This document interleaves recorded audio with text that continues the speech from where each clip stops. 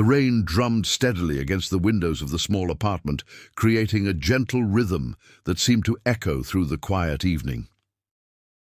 Margaret sat at her kitchen table, carefully counting the few bills she had left from her weekly paycheck. At 23, she had learned to stretch every dollar, to make a little go a long way.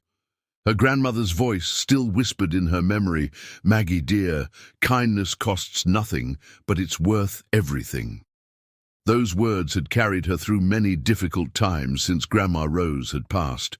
2 years ago, Margaret worked double shifts at the local diner, clearing tables, serving coffee, and always greeting customers with a smile that came from somewhere deep inside her heart.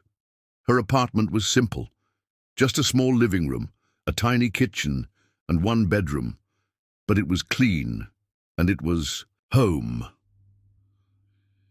That November evening, as the storm grew stronger outside, Margaret was preparing her modest dinner of soup and crackers when she heard voices in the hallway. Through her thin door, she could make out the sound of a man talking quietly to what seemed to be a young child. "I'm sorry, sir, but we're completely booked," came the voice of Mrs. Patterson, the elderly landlady. "With this storm, everyone's looking for shelter tonight." Margaret paused, her spoon halfway to her mouth. She knew that feeling, the uncertainty of not knowing where you'd lay your head at night. She'd been there herself, just a few years back. Setting down her bowl, she walked quietly to the door and listened. The man's voice was gentle, tired. "I understand, ma'am. We'll figure something out. Come on, Tommy, we'll try the next place." A small voice, no more than 7 or 8 years old, replied, "But Dad, I'm really cold and hungry." Margaret's heart squeezed. Without thinking twice, she unlocked her door and stepped into the dimly lit hallway. There stood a man in his 40s, his clothes damp from the rain, holding the hand of a little boy with tousled brown hair and wide, weary eyes. "Excuse me," Margaret said softly. "I couldn't help but overhear. Well, I have a small place, but there's a couch, and I could make some hot soup if you'd like." The man looked surprised, then cautious. "That's very kind of you, miss, but we couldn't impose. We're strangers." Margaret smiled, the same warm smile she gave to customers at the diner who looked like they'd had a long day. "My grandmother used to say that strangers are just friends we haven't met yet. Besides," she glanced down at the little boy, "it's a cold night, and no child should be out in this weather." The man's eyes softened. "I'm David," he said, "David Harrison, and this is my son, Tommy." "I'm Margaret," she replied, opening her door wider, "but my friends call me Maggie. Please, come in and get warm." As they stepped into her small apartment, Margaret felt no fear, only the familiar tug of her grandmother's teachings. Sometimes life put people in your path for a reason. Tommy's eyes lit up as he looked around the cozy space. "It smells like cinnamon," he said, his voice filled with wonder. Margaret chuckled. "I was baking some cookies earlier. Would you like some with your soup?" The little boy nodded eagerly, and David's expression grew even softer. "You're too kind, Maggie. We really can't thank you enough." Over the next hour, as the storm continued to rage outside, something beautiful began to unfold in that small apartment. Margaret heated up extra soup, made grilled cheese sandwiches, and listened as David and Tommy shared pieces of their story. They had been traveling, David explained, when their car broke down just outside of town. They'd been hoping to find a motel for the night while waiting for repairs in the morning. "What kind of work do you do?" Margaret asked, genuinely curious as she refilled David's coffee cup. David paused for a moment, as if choosing his words carefully.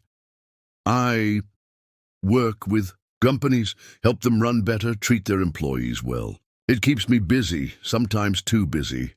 His eyes found his son, who was contentedly munching on a cookie. "I'm trying to find better balance, spend more time with Tommy here." The little boy looked up at his father with pure adoration. "Dad's really smart," he said proudly. "He helps lots of people." Margaret could see the love between them, and it warmed her heart. "That's wonderful.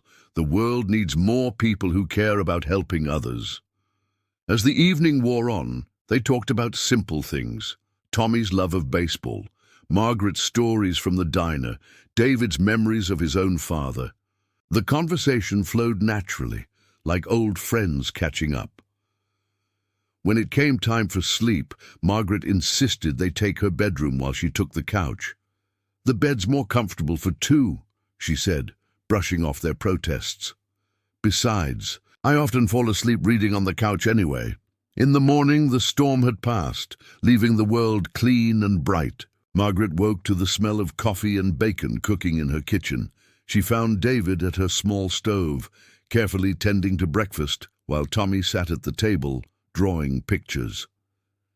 "You didn't have to do this," Margaret said, touched by the gesture. "It's the least we could do," David replied. "You opened your home to strangers. That's rare these days." As they shared breakfast, Tommy presented Margaret with his drawing. A picture of 3 stick figures standing in front of a small house, all of them smiling. "That's you. Me and Dad," he explained. "You made us feel safe." Margaret felt tears prick her eyes. "It's beautiful, Tommy. Thank you." When it came time for them to leave, David pulled out his wallet. "Please let me give you something for your kindness, for the food, the shelter." Margaret shook her head firmly. "No, David. Some things can't be repaid with money. Your company last night, the stories, Tommy's laughter, that was payment enough." David studied her face for a long moment, seeing something there that seemed to move him deeply. "You know, Maggie, I meet a lot of people in my work, people who have everything money can buy, but—" He paused, glancing around her simple apartment. "I haven't met many who have what you have." "And what's that?" Margaret asked. "A truly generous heart." They exchanged phone numbers before leaving, David promising to stay in touch. As Margaret watched them walk down the street toward the garage where their car was being repaired, she felt a strange sense that this meeting had been more significant than it appeared. 3 weeks later, Margaret was working her usual shift at the diner when a well-dressed woman approached her table. "Excuse me, are you Margaret Collins?" "Yes, I am. Can I help you?" The woman smiled warmly. "My name is Patricia Wells. I work for Harrison Industries. Mr. Harrison would like to meet with you if you have time." Margaret's heart skipped. "David Harrison?" "Yes. He's asked me to tell you that he has a proposition he'd like to discuss." The next day, Margaret found herself in the lobby of a gleaming office building downtown. As she rode the elevator to the executive floor, she wondered what David could possibly want to discuss. The elevator doors opened to reveal David Harrison, but not quite the David she remembered. This David wore an expensive suit and stood in an office overlooking the entire city. Yet when he smiled, it was the same warm smile from that stormy night. "Maggie," he said, crossing the room to greet her. "Thank you for coming." "David, this is... wow." Margaret looked around the impressive office, taking in the awards on the walls, the leather furniture, the view that stretched for miles. "I should have been more honest with you that night," David said, his voice gentle. "I'm the CEO of Harrison Industries. We have companies across the country, thousands of employees." Margaret sat down slowly, processing this information. "You're a millionaire." "Yes," David said simply. "But that night in your apartment, I wasn't a CEO, I was just a father, traveling with his son, who met someone extraordinary." He moved to the window, looking out at the city below. Do you know what I've learned in all my years of business, Maggie? The rarest quality in this world isn't intelligence or ambition or even talent. It's authentic kindness, the kind that doesn't ask for anything in return. Margaret felt overwhelmed. I still don't understand why I'm here. David turned back to her, his eyes bright with possibility. I want to offer you a job, Maggie, not because you need it, though I suspect you could use the stability, but because our company needs what you have. We need someone who understands that business is really about people. Someone who sees a stranger and a child on a cold night and opens her door without hesitation. What kind of job? Margaret asked, her voice barely above a whisper. Director of Community Relations. You'd help us find ways to give back, to connect with people, to remember that our success means nothing if we're not lifting others up along the way. Margaret felt tears sliding down her cheeks. David, I work in a diner. I never went to college. I don't know anything about business.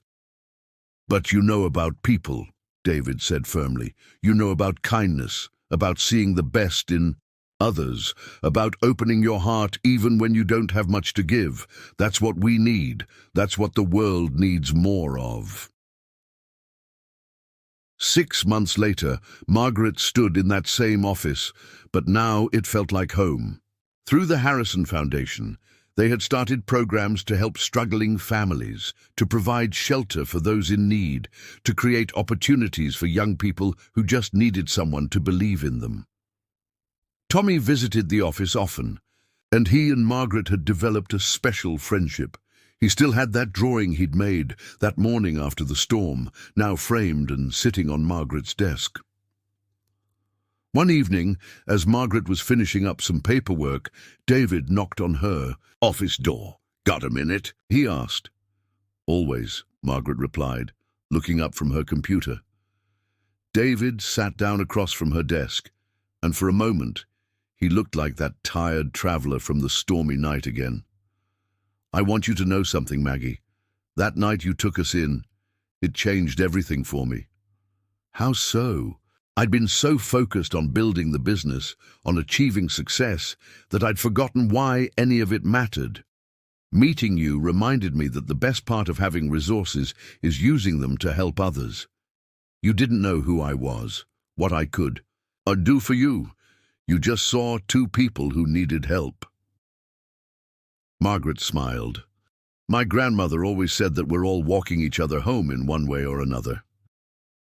"Wise woman," David said. "I think she'd be proud of what you're doing here." As Margaret walked home that evening, past the building where her old apartment had been, she thought about the journey that had brought her here. A simple act of kindness on a stormy night had opened doors she never could have imagined.